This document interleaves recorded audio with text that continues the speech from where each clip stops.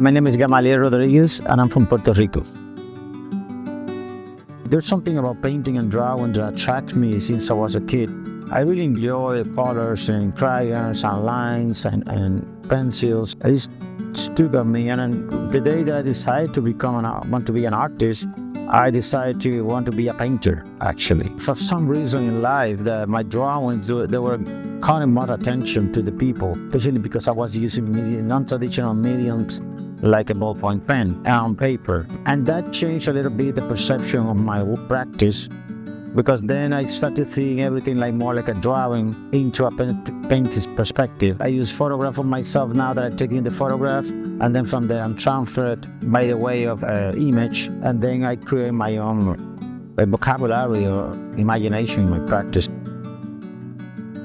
When I started to do the drawings, one of the thing was the space, because I have no space. I used to live in a small apartment in San Juan, and because of that, I didn't make it bigger. But then I found a place to actually work bigger, and I said, you know what, let's do big drawings. And I remember that I couldn't find bigger piece of paper, so I had to interconnect many pieces of paper and to make it a huge piece of paper.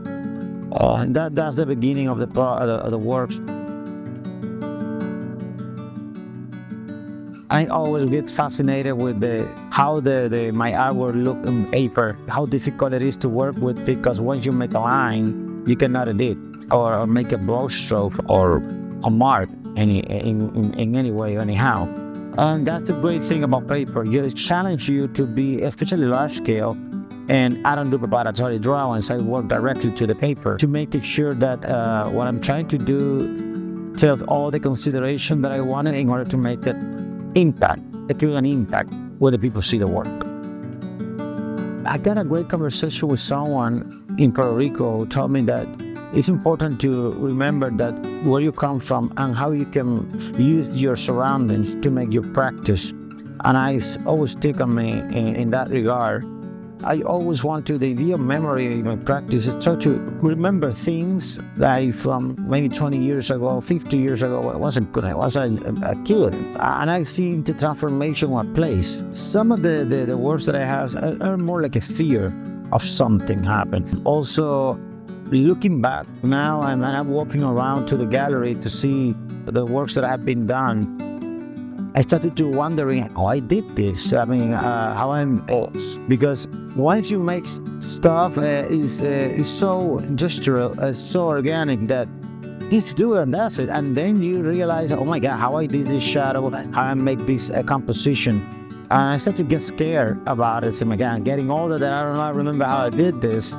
And that's not good. And then that kind of memory, my grandmother is suffering Alzheimer's. And that's another thing that I'm very scared of. You start to lose your past, which is your most treasured thing. My time in university changed my life completely, because I didn't want to study. I tried to get first in the military. I don't think I got the feeling or the rhythm to keep it there. Then I found different kind of job and didn't like it. And then some person say, you should study art because you're really talented at what you're doing. And I decided to study art, and my life changed completely. And it was thank you to the university and professor like Rigoberta Quintana, who's a Cuban artist living in Puerto Rico, who transformed my life when I started working. I think the great for me opportunity to make a retrospective or a mid-career survey in a university, a student that want to come to be working in a museum someday. This is marvelous, because they are the custody of what we did, and I'm thankful for them that they can take and protect our legacy, and then someone's going to protect their legacy. So that's the whole thing for me in a museum, especially a university museum, that is going to transform or create an impact to a student in one way or another.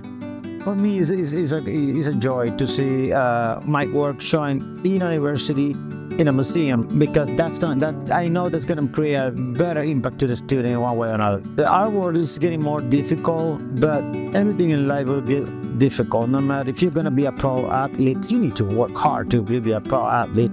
If you want to work in a museum, you need to understand how it works.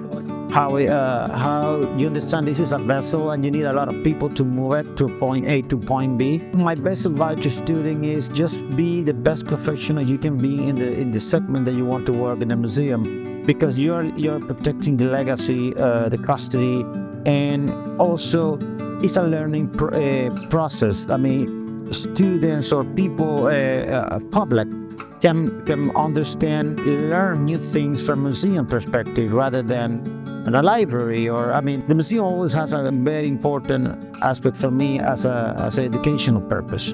So think about that. You can transform lives when you're working in a museum, and you always create a great experience to the person to come and visit it.